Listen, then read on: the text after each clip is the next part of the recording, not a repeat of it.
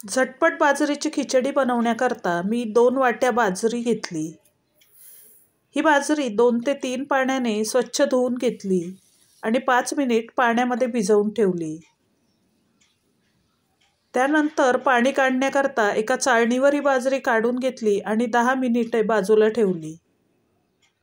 त्यानंतर ही बाजरी एका मिक्सरच्या भांड्यामध्ये घेतली आणि मिक्सर चालू बंद करून ही बाजरी मिक्सरवर फिरवून घेतली। याचा याप्रमाणे भरडा करून घेतला। त्यानंतर ही बाजरी एका ताटामध्ये काढून पाखडून घेतली। या बाजरीची सालं एका बाजूला काढून घेतली। ही सालं जर खिचडीमध्ये खाताना आली तर ती चांगली नाही लागत। खिचडी बनवण्याकरता कुकरमध्ये 2 टेबलस्पून तेल घेतलं। त्यामध्ये जिरे टाकले, हिंग टाकलं। त्यानंतर तेजपान आणि दालचिनी टाकली आणि थोडेसे कढीपत्त्याची पानं टाकली।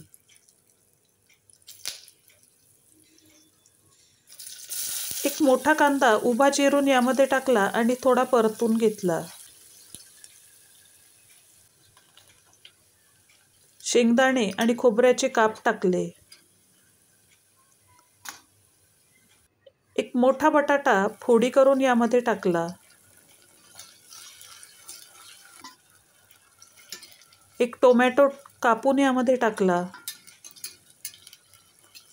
थोडंसं सुका खोबऱ्याचा तुकडा, थोडं आलं, थोडं लसूण मिक्सरवर बारीक करून ते यामध्ये टाकलं आणि सर्व मिक्स करून घेतलं।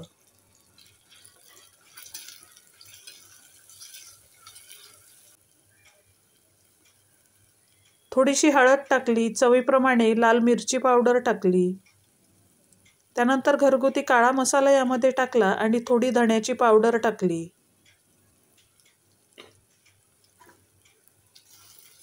हे सर्व मिक्स करून घेतलं।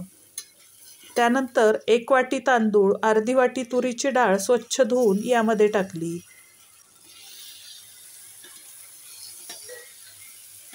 डाळ तांदूळ मिक्स केल्यावर तयार केलेली बाजरी यामध्ये टाकून मिक्स केली।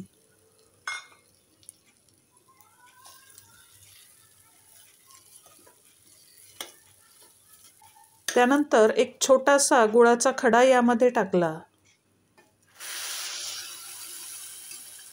5 ते 6 वाटी गरम केलेलं पाणी यामध्ये टाकलं।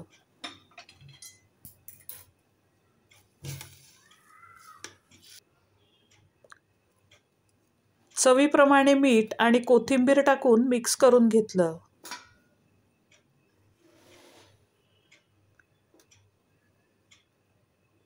पाण्याला उकळी आल्यावर कुकरचं झाकण लावून 3 ते 4 शिट्ट्या करून घेतल्या। कुकर थंड झाल्यावर उघडला आणि इथे मऊ लुसलुशीत अशी खिचडी तयार आहे। या खिचडीची चव वाढवण्याकरता त्यामध्ये मी लसूण आणि लाल मिरचीचा तडका टाकला। थोडी कोथिंबीर टाकून मिक्स केलं।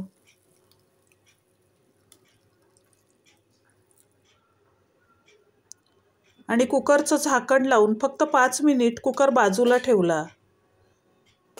5 मिनिटानंतर ही खिचडी खाण्याकरता तयार आहे। या थाळीचा व्हिडिओ पण मी माझ्या चॅनेलवर टाकला आहे, तुम्ही तिथे जाऊन हा व्हिडिओ बघू शकतात। रेसिपी आवडली तर लाईक, शेअर, सबस्क्राईब करायला विसरू नका। धन्यवाद।